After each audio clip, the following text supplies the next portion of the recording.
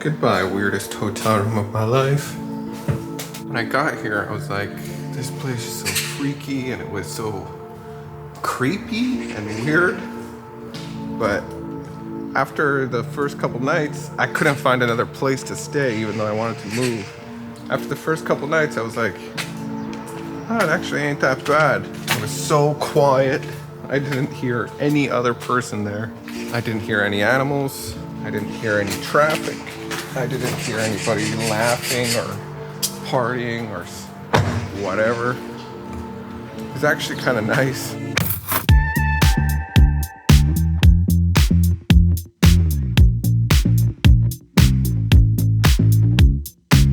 Gyeongju, South Korea.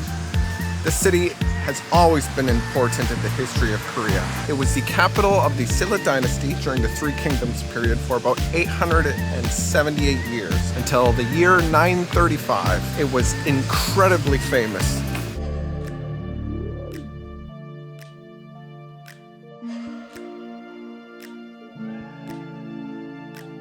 The population at the time was about a million in the 9th century in one city, before the Middle Ages.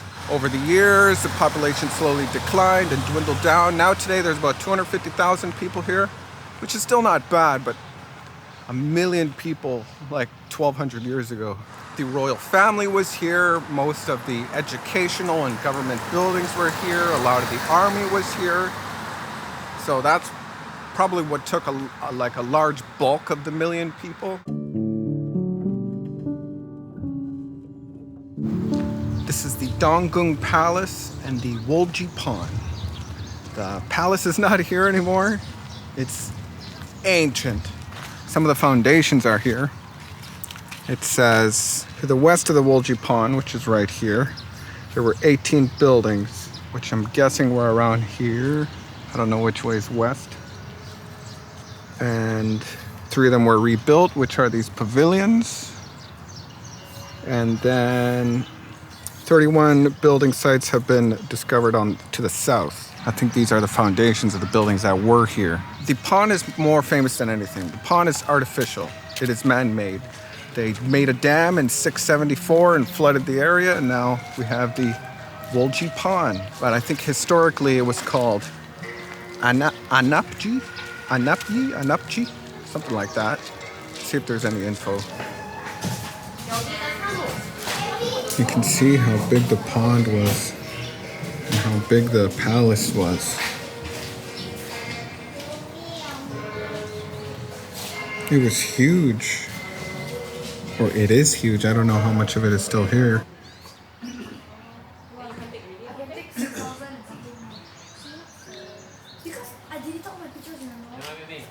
Surprisingly little info about this place here.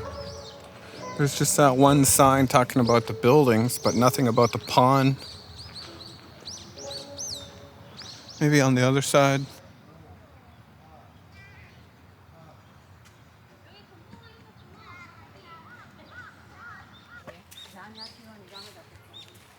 Small place.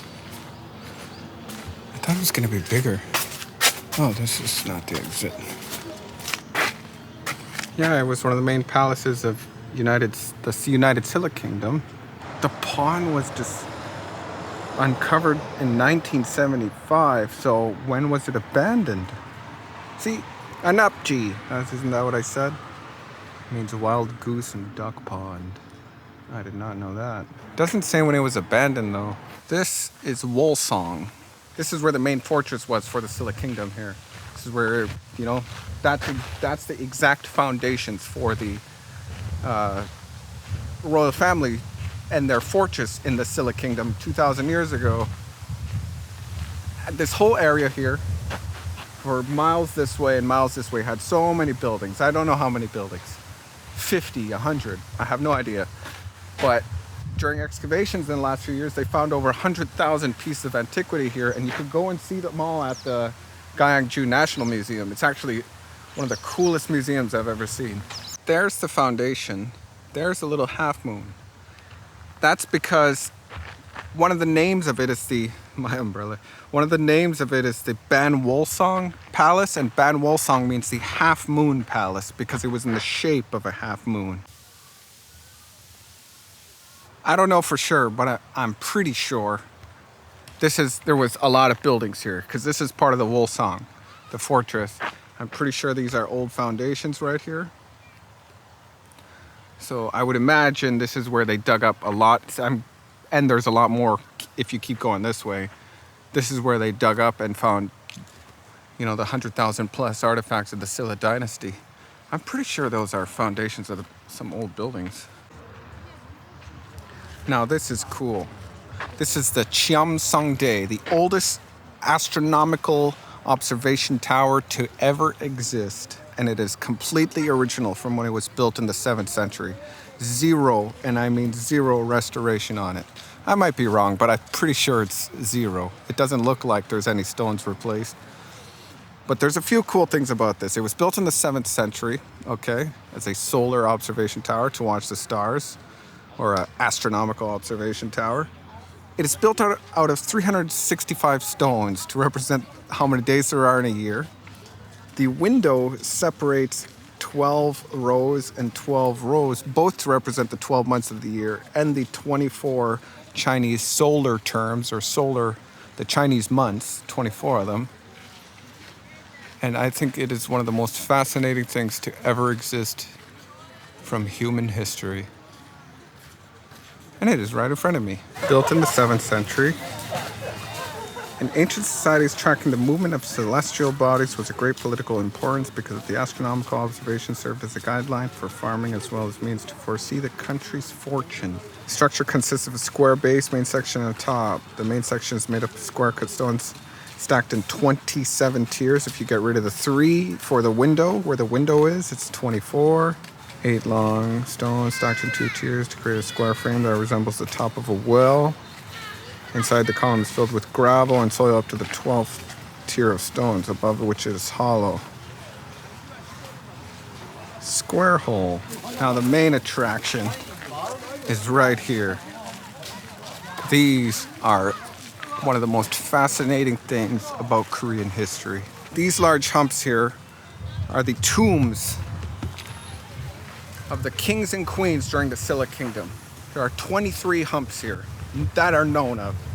And there's such little known about the tombs themselves that only 3 of them have names, and only one of the tombs is known, like who was buried in it.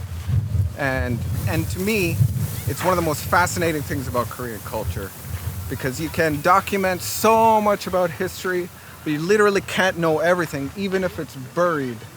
So they don't even know who's in 22 of the 23 tombs. But actually, throughout the whole country, there are these style of tombs everywhere.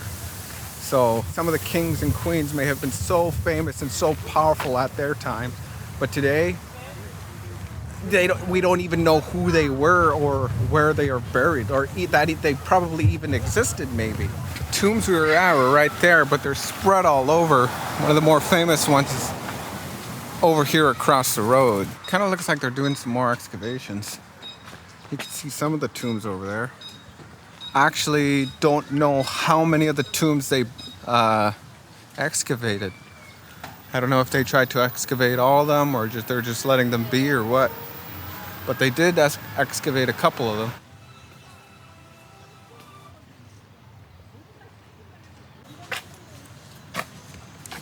See, this is known to be the tomb of King Michu from the 3rd century.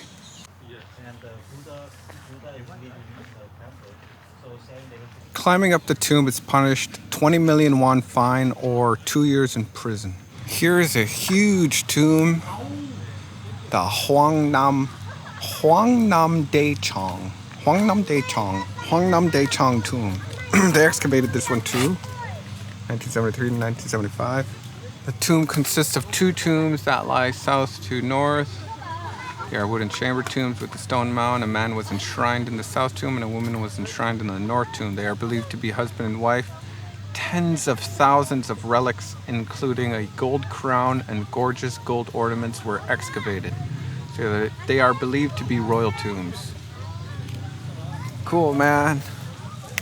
Selfie stand. See, they don't even know who was in it. Right? I would imagine, though, like the royal families would have been so huge, cousins of cousins. And I don't know how it is in Korean history, but I know in European history, royal families are extremely inbred to keep the power inside of the family. That's why Europeans are the way they are. This is the last known tomb. There were 3 known ones, and one of them is the King Michu, the famous one. Oh, can we go in this one? I guess flowers here just fall apart or what?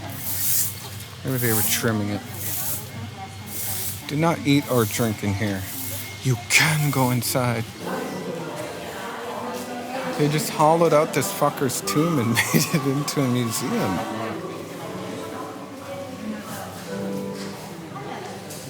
Look at that. They just... I wonder where his skeleton is. Mudguard? I don't know from when.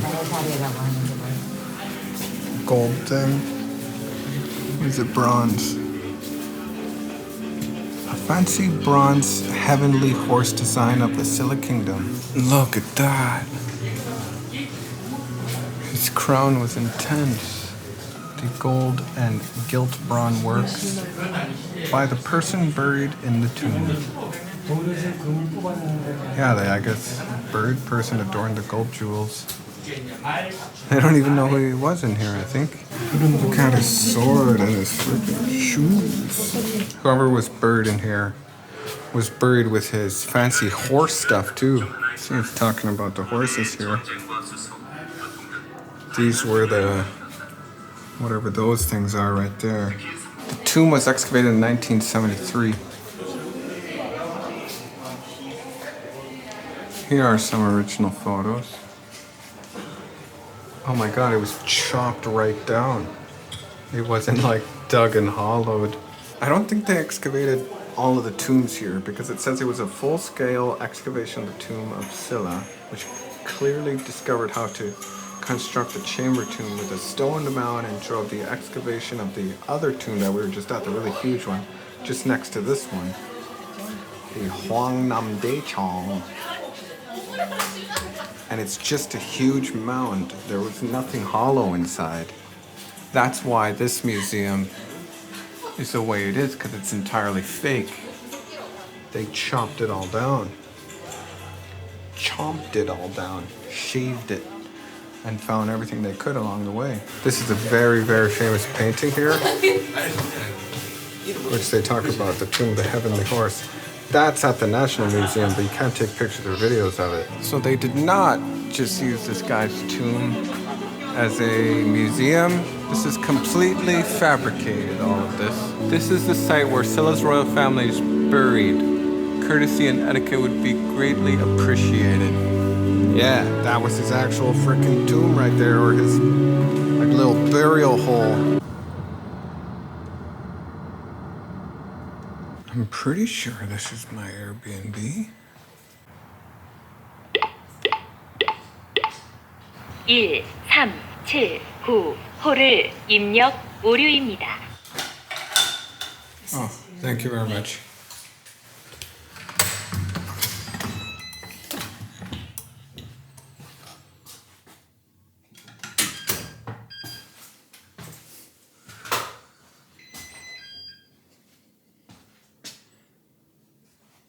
Where's the toilet?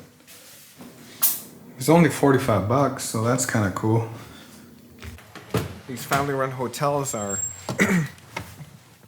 on Airbnb for foreigners.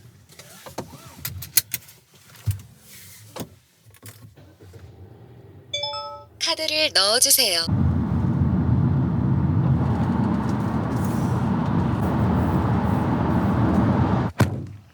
Just a little bit out of town of Gyeongju, where I just was, is the Yangdong village. This place is kind of cool. There are about 150 buildings in traditional Korean style from the 15th century, the Joseon period. Where does it say Joseon? Yeah, the Joseon period. For the most part, these homes aren't like renovations or some sort of reenactment of the past. Most of the buildings and most of the homes are completely original from the past. Most of them. About 44 of the 150, 160 homes here are completely unchanged and completely unrenovated from when they were originally built.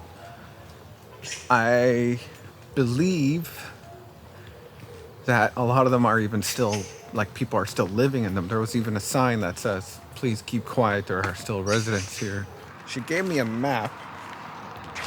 You could try and follow it to see some of the main houses. And it says here, some buildings are not open to the public due to personal circumstances. We ask for your understanding. And it lists when some of them were built. The oldest one here was 1459. I think the ones that are listed here might be the ones that are, or the main ones that are completely unchanged. Oh, the sun is coming out finally. Awesome. So nice with the sun out. If you like rain, you are fucked in the head. I hate rain. Rain is a life ruiner. Even the bathroom is a thatched roof. One thing I do know is these thatched roofs, the roofs with the straw and stuff, they last about 40 to 50 years before they need replacing.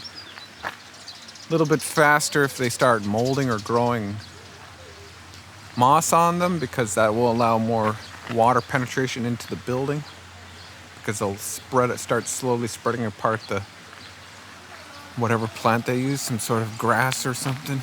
This town feels so freaking ancient. That is so wild. People just live here with their HD TV.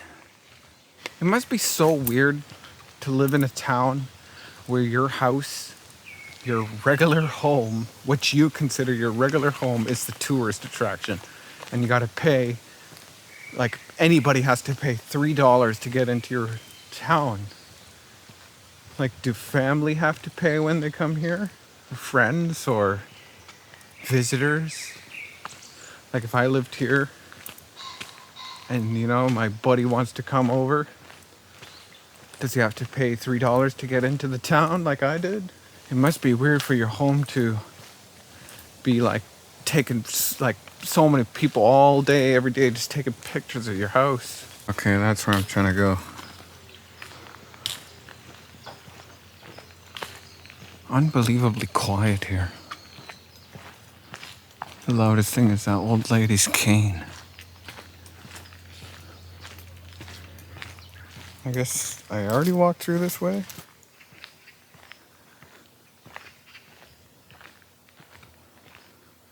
It is so quiet here.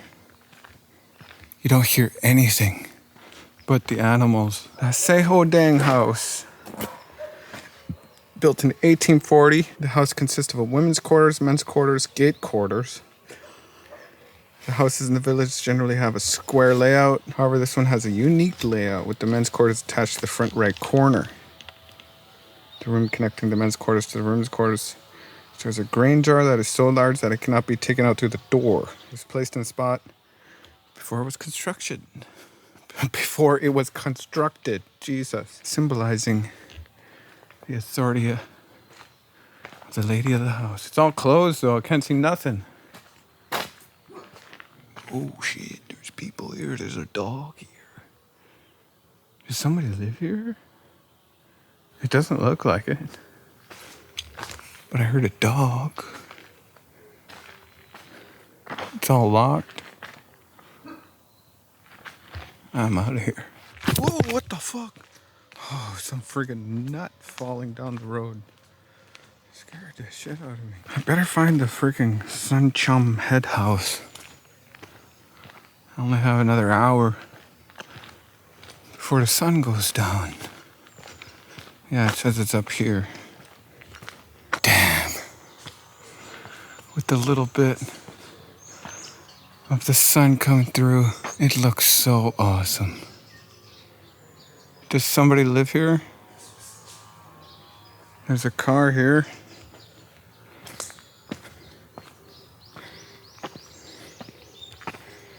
Look how cool this looks. it looks so awesome. I think somebody lives here. Achoo! I sneezed at this direction, so it chose for me. Look what I found. Traditional Korean metal roof. At least I think that's metal. It's screwed in. How cool is that? Even the wood, metal. Who even makes something like that? As of today, I have driven down the entire east coast of Korea. Tomorrow I go to Busan for 3 days, which I am pretty excited to see. I'm not a fan of like rural or small town lifestyle. I think it's on its way out of society. I don't really believe it has its place anymore in society. Maybe specifically meat farming, but I don't believe in meat farming either. I'm a vegetarian, but a lot of people eat meat. I think vertical farming and lab farming is the way to go. You could grow much faster, you could build much quicker, and it's right inside of the cities that everybody should be living in. I think everybody living in one big city is the healthiest option for the earth, so we could leave most of nature to earth, so there doesn't have to be so much driving around a country, that there doesn't have to be so much like transportation, unnecessary transportation on highways, building of highways, electrical lines, cross-country bullshit so it could get to little towns. I think that's all pointless. I've been liking this little car. One thing that's funny about Korea is the doors. Everybody has these like little foam things on the door so you don't bump your car door. Mine, this side broke off, see? So it even has a little chip there. I hope I didn't do that.